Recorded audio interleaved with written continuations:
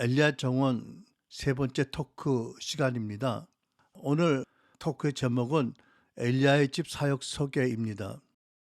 국제 엘리야 하우스는 석사람의 변화, 상한증의 치유 등의 저자로 널리 알려지신 미국의 존 샌퍼드 목사님께서 1974년부터 시작한 사역입니다. 그러니까 약 48년의 역사를 가진 사역입니다. 한국 엘리야의 집은 이성전 목사가 본부의 위촉을 받아서 2015년부터 시작했습니다. 엘리야의 집 설립 목적은 현재 대부분의 교회가 하고 있지 않는 신자의 속사람의 치유와 변화, 성화 사역을 함으로써 사역받는 신자들을 섬기고 결국 교회를 섬기는 것입니다. 데살로니가 3장 10절에 이런 말씀이 기록되어 있습니다. 사도 바울의 기도입니다. 우리는 여러분의 얼굴을 보고 여러분의 믿음에 부족한 것을 온전케 하기 위해 밤낮으로 간절히 기도합니다. 엘리야의 집 사역 원리는 신자가 거듭날 때에 하나님께서 은혜로 입혀주신 칭의와 성화의 은총을 회복하는 것입니다. 계시록 2장 5절. 하나님께서는 거듭난 신자가 그리스도 안에서 의롭고 거룩하다라고 선언해 주시고 중생의 씻음과 성령으로 새롭게 하십니다. 누가복음 1장 75절, 히브리 10장 12절, 14절, 디도서 3장 5절. 그런데 거듭난 신자가 죄를 짓고 계속 회개하지 않거나 세상에서 입게 되는 더럽힘을 씻지 않으면 그 신자의 속사람이 상함을 입고 더럽혀지고 완고해지며 에베소 4장 17절 18절 변화와 성장이 중단됩니다.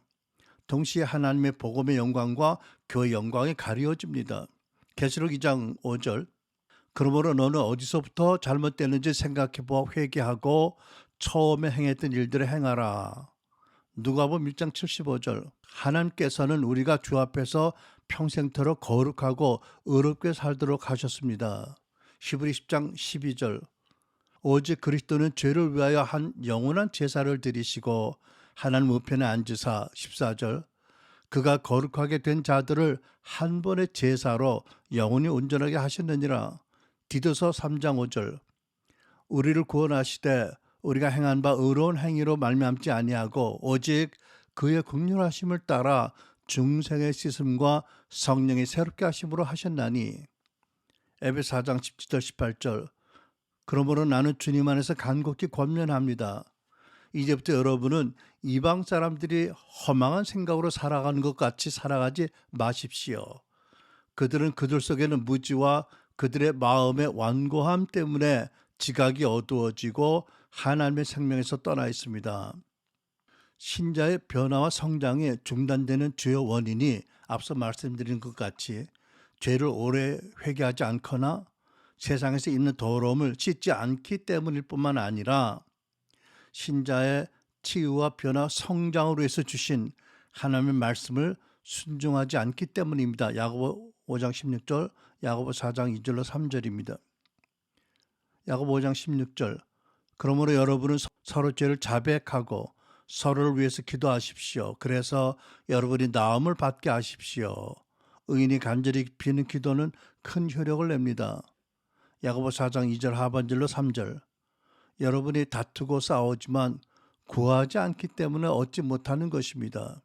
우리가 사역하면서 발견한 것은 많은 신자들이 놀랍게도 회개하지 않은 죄들이 있습니다. 그것들은 하나님과 세상과 자신에 대한 거짓말을 믿는 불신앙 또는 용서하지 않음, 마태복음 18장 35절, 판단하고 원망하는 죄, 누가복음 6장 37절, 야고보 4장 11절, 맹세하는 죄, 마태복음 5장 34절, 부모와 권위자를 불공경하는 죄, 에베소 6장 2절, 부모의 그릇된 자녀 양육, 에베소 6장 4절, 낙태, 누가복음 1장 44절과 출애굽기 1장 22절, 부정적인 기대, 욥기 3장 25절, 수태기의 죄, 가계로부터 내려오는 죄, 기초 신뢰의 부족과 채우지 않은 필요로 인한 죄들과 그로 말미암은 많은 수치와 두려움의 문제들이 있습니다.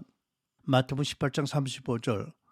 너희가 각각 마음으로부터 형제를 용서하지 아니하면 나의 하늘 아버지께서도 너희에게 이와 같이 하시리라. 누가복음 6장 37절. 남을 판단하지 말라. 그러면 너희도 판단받지 않을 것이다. 남을 정죄하지 말라. 그러면 너희도 정죄받지 않을 것이다. 용서하라. 그러면 너희도 용서받을 것이다.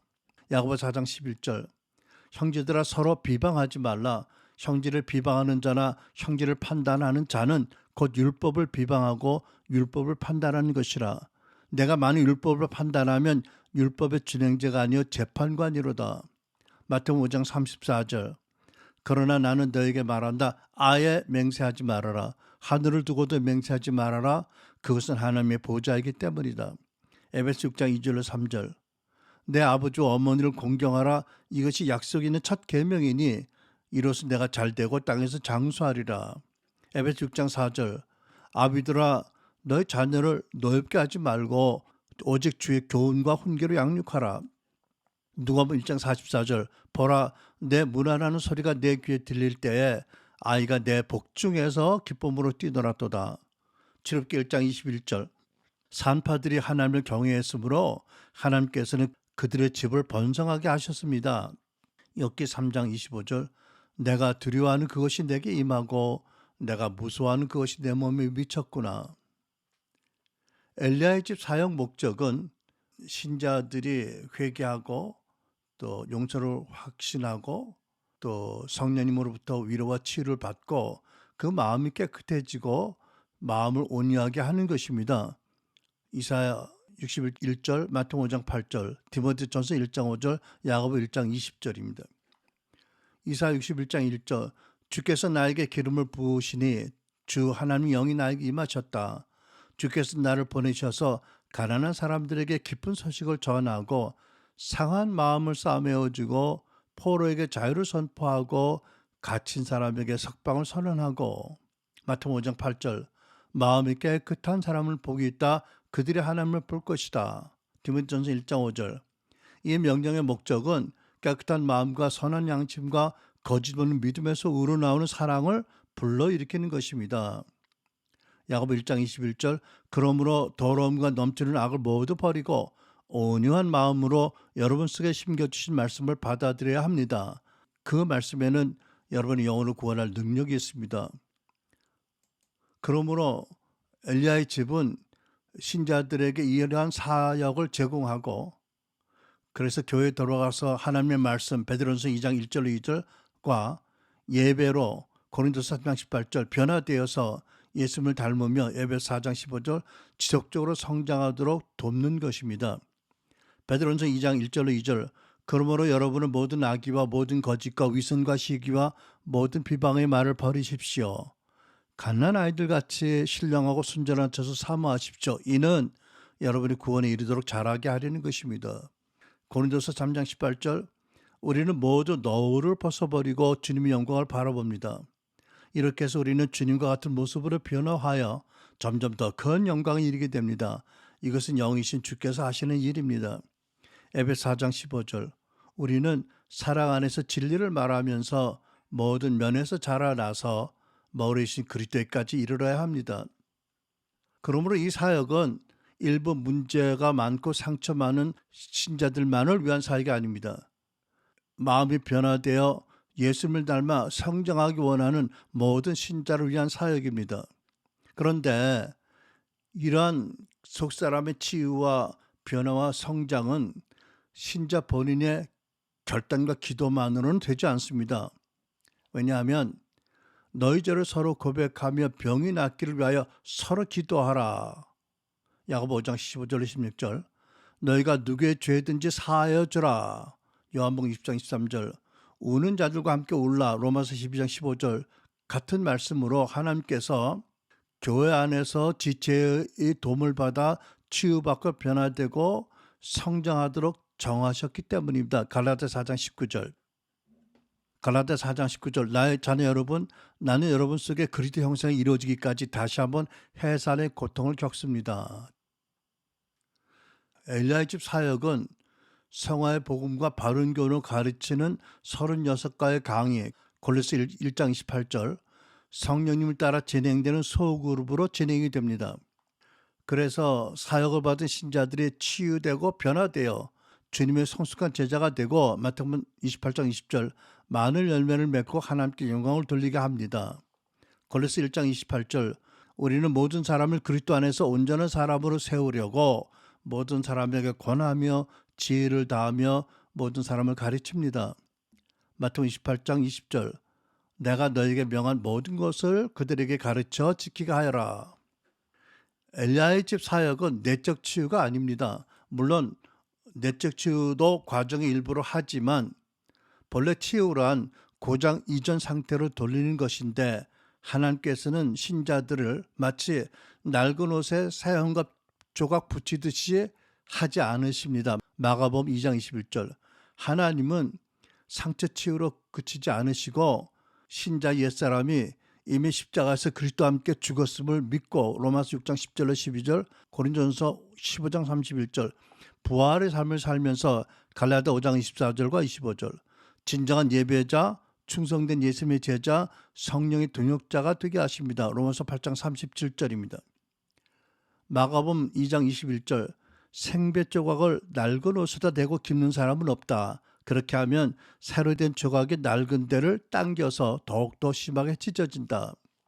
로마서 6장 10절로 12절 그리스도께서 죽으신 것은 죄에 대하여 단 한 번만 죽으신 것이요 그가 지금 살아계시는 것은 하나님께 대하여 사시는 것입니다.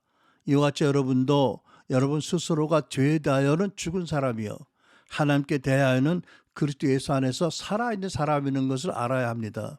그러므로 죄가 여러분의 죽을 몸을 지배하지 못하게 해서 여러분의 몸이 정욕에 굴복되는 일이 없도록 하십시오.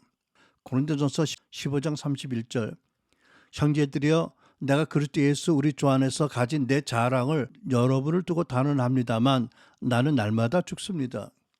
갈라디아 5장 24절 25절 그리스도 예수께 속한 사람들은 육체와 함께 그 정욕과 욕망을 십자가에 못 박았습니다.